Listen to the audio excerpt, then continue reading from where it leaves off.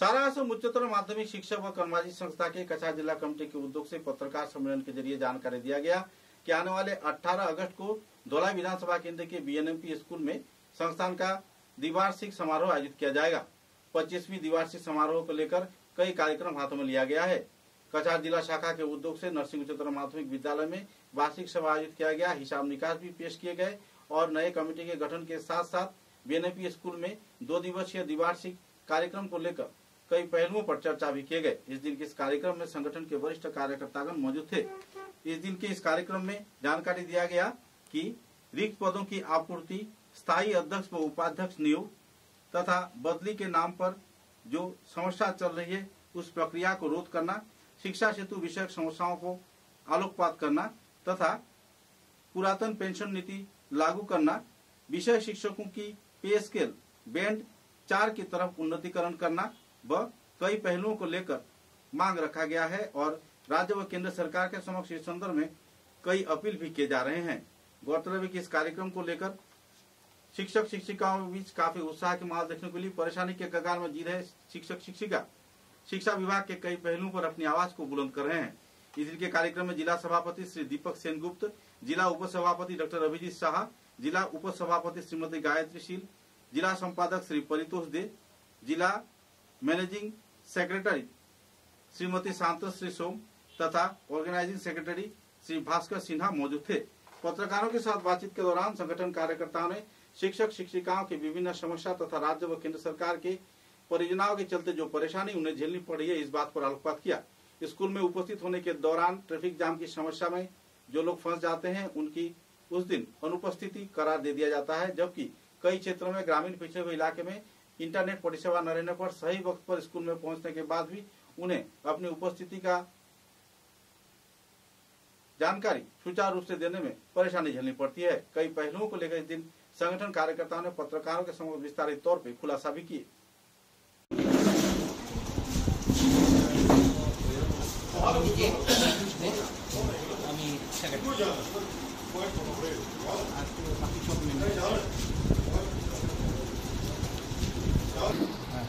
তো আজকে আমরা আজকে হঠাৎ করে আর সাংবাদিক সম্মেলন করতে যাইলাম, কারণ আমরা আগামী রোববার 18 তারিখ বিএনএমপি ধলাইতে আমরা 25তম দ্বিবার্ষিক অধিবেশনটা হইব।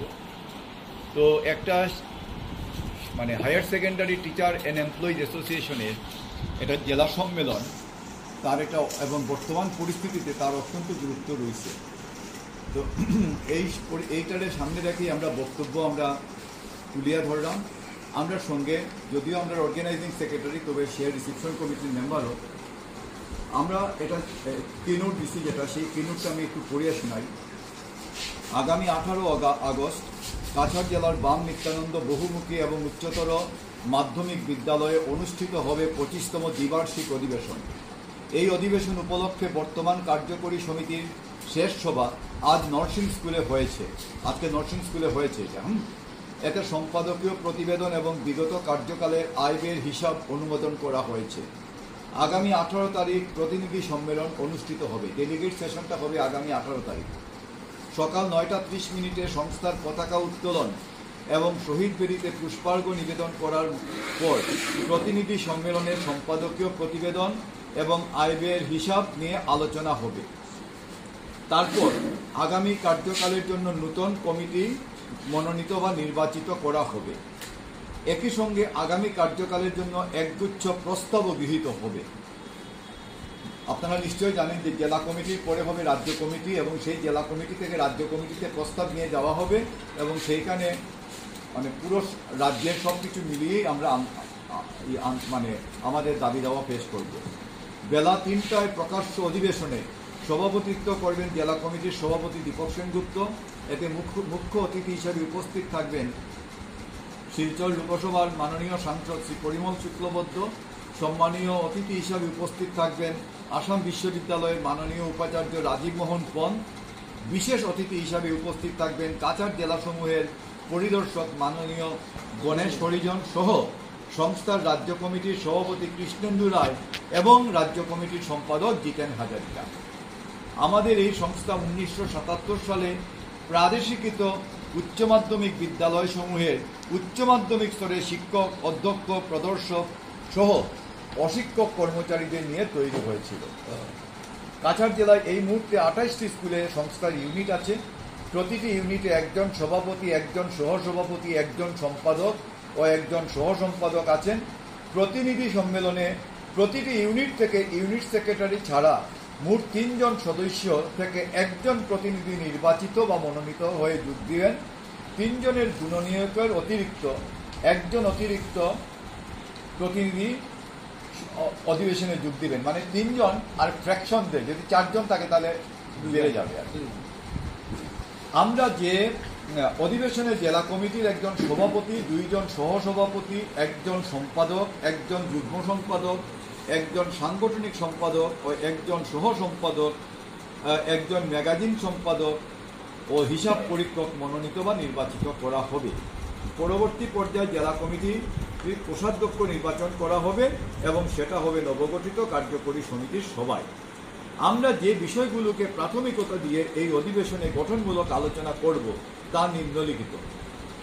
এখানে একটা কথা বলি, আমি আমার শূন্য পদে নিয়োগ অথবা বদলি।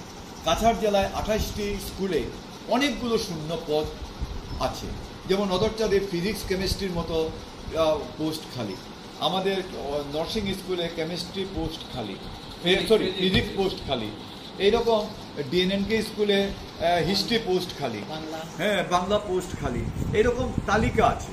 অনেকগুলো পোস্ট খালি যেগুলো আমরা মনে করি যে অতি সত্বর দেওয়া প্রয়োজন এবং সেটার জন্য নিয়োগ অথবা বদলি করে। স্থায়ী অধ্যক্ষ এবং উপাধ্যক্ষ নিয়োগ। আপনারা জানবেন বেশিরভাগ স্কুলেই ইনচার্জ প্রিন্সিপাল দিয়ে চালানো হচ্ছে। তো ইনচার্জ প্রিন্সিপাল তাদের ব্যাপারটা হচ্ছে গিয়ে তারা তাদের সাধ্যমতো করছেন, কিন্তু যে কোনো ক্ষেত্রেই তার যারা আজকে ডিএনএনকে স্কুলে অভিজিৎ সাহা আছেন তিনি নিয়মিত প্রিন্সিপাল।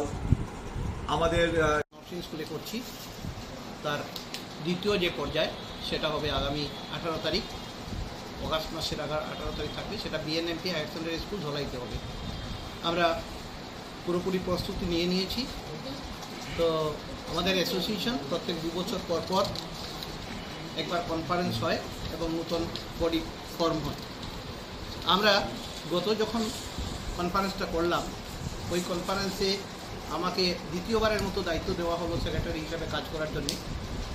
এবং কনফারেন্সের পরেই যে মিটিংটা হলো এক্সিকিউটিভ কমিটি মিটিং, এই মিটিংয়ে একটা জিনিস আমাদের সামনে প্রথমেই এলো, সেটা আমরা আলোচনা, আর্নলিভ নিয়ে আমরা কিছু করতে পারি না।